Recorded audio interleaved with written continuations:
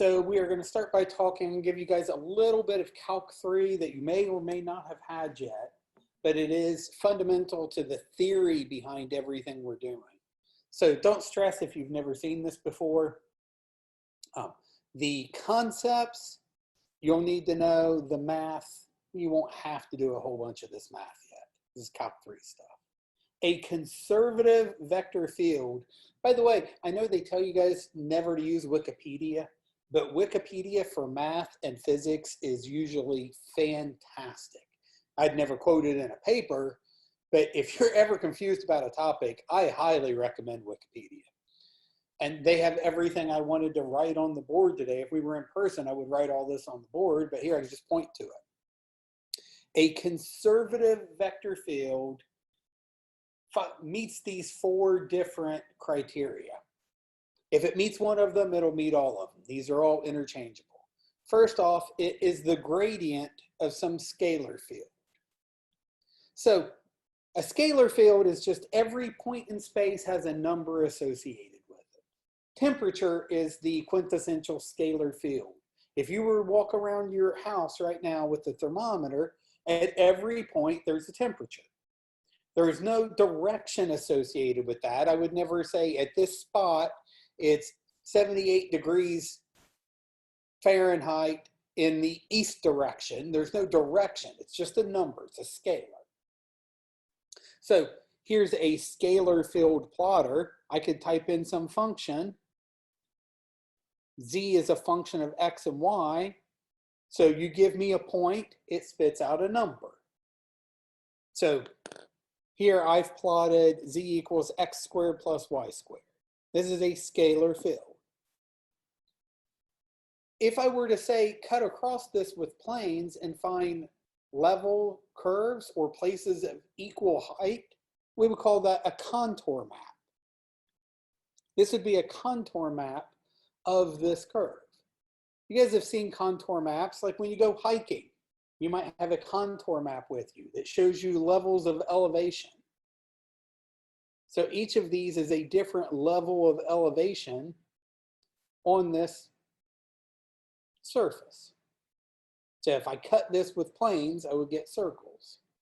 And say this spot right here, this circle, would be higher elevation than this one. The gradient of a scalar field puts a vector at every point that points in the direction of uphill. So I have this scalar field.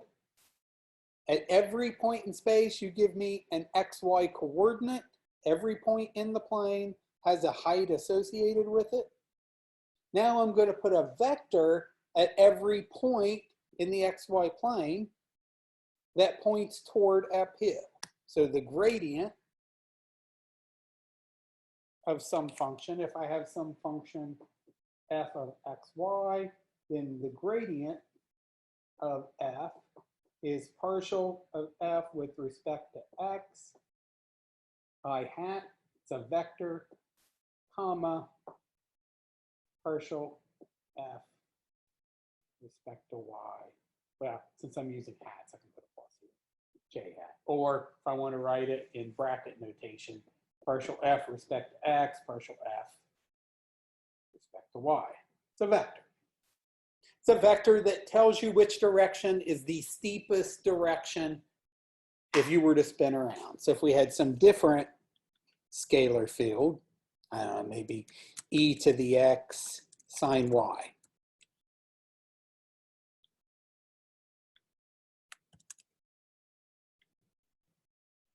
I don't know why it, let me just do sine of y.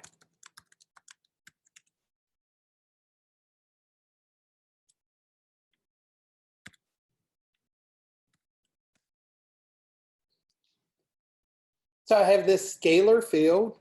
If I were at, say, this spot right here, uphill would point that way.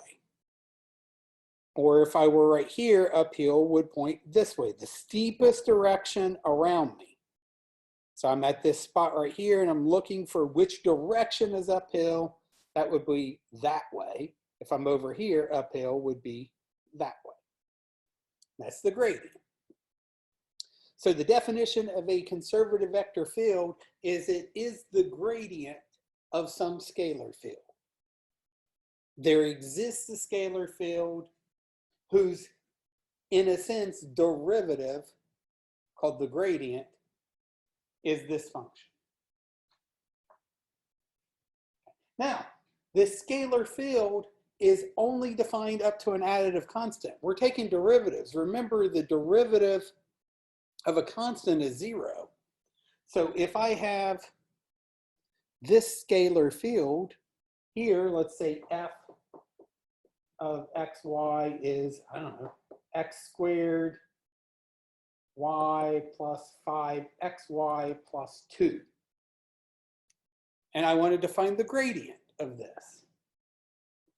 Then the gradient of f would be partial with respect to x I hat plus partial with respect to y j hat. Partial derivatives, again, I'm not going to make you do a bunch of partial derivatives this semester, but this is good work for Calc 3. Means you treat all the other variables as constants. So when I'm taking the partial with respect to x, y is just a constant. I just treat it like a 7. So derivative of constant times x squared would just be 2xy.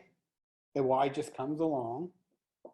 Derivative of 5xy, y is just a constant as far as x is concerned, would just be 5x.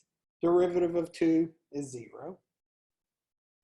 Now we play the same game with y.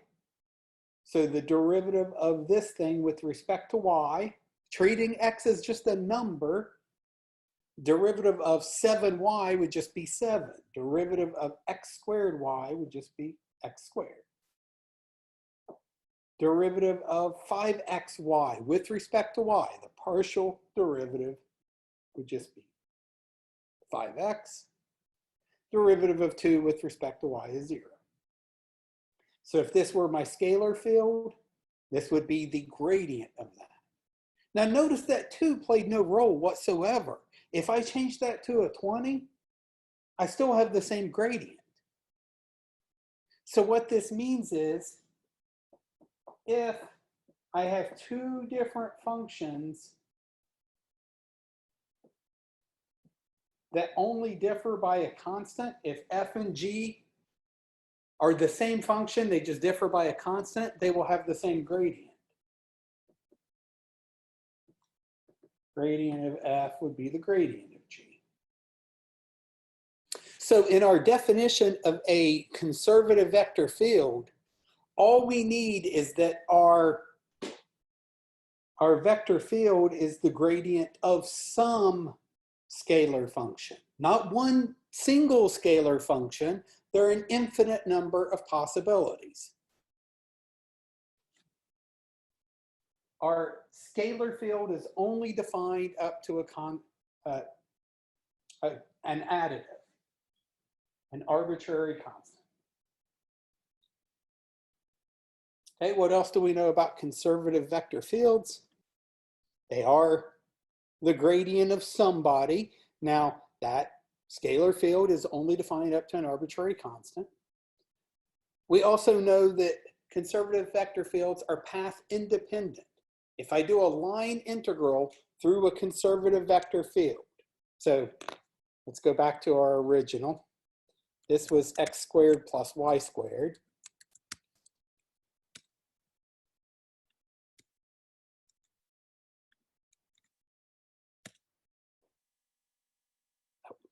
Plus y squared.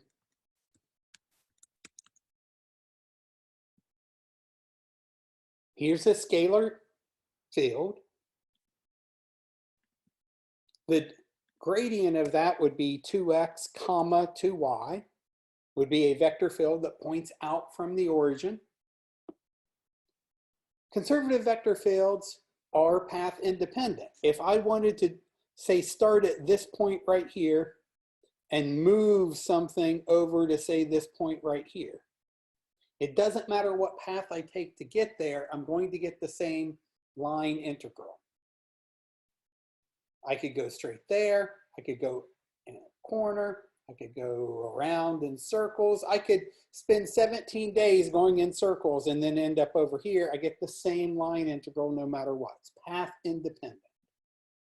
That is this line right here. Now, why do we care about that? Because work is a line integral. So the work to go from one point to another in a conservative vector field is path independent. It doesn't matter what path you take. Well, if that's the case, if line integrals are path independent, that's called the fundamental theorem of line integrals, by the way. If that's true, then imagine if I start right here, I don't move, and I stop right there. What's the integral of that line if I never moved? Well, it's got to be 0, right? Because I didn't do anything. But that should be the same integral, since we have path independence, as if I start here, go in a big circle,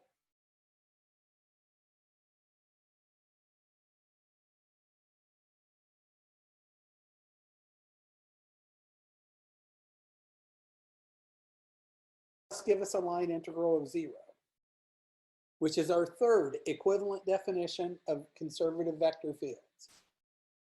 The line integral around any closed loop is always 0.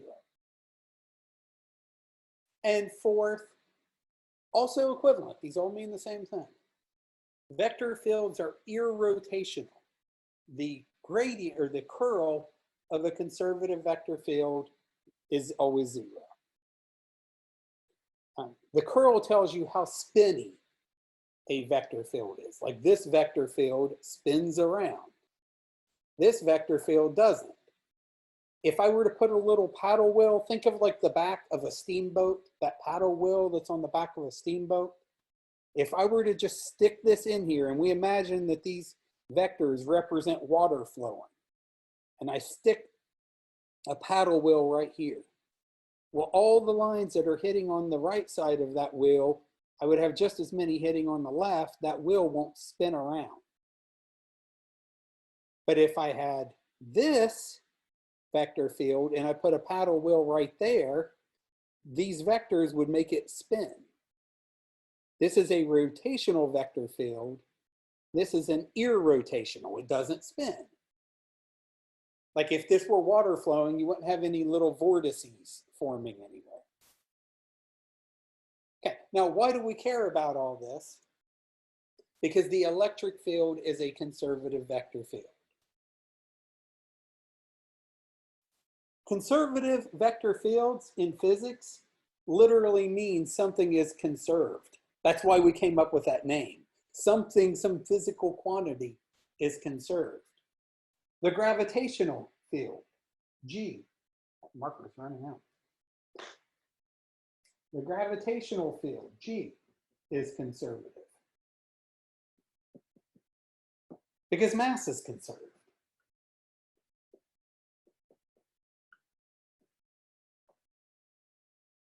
In any operation, mass is always conserved. It's a conserved quantity of the universe. So gravity, which tells us how mass influences each other, is a conservative vector field.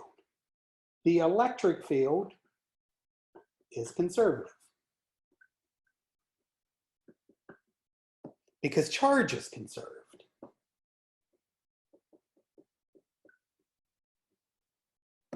Any quantity in the universe that's a conserved quantity, energy is a conserved quantity, momentum is conserved. These give us conservative vector fields. So the electric field is a conservative vector field.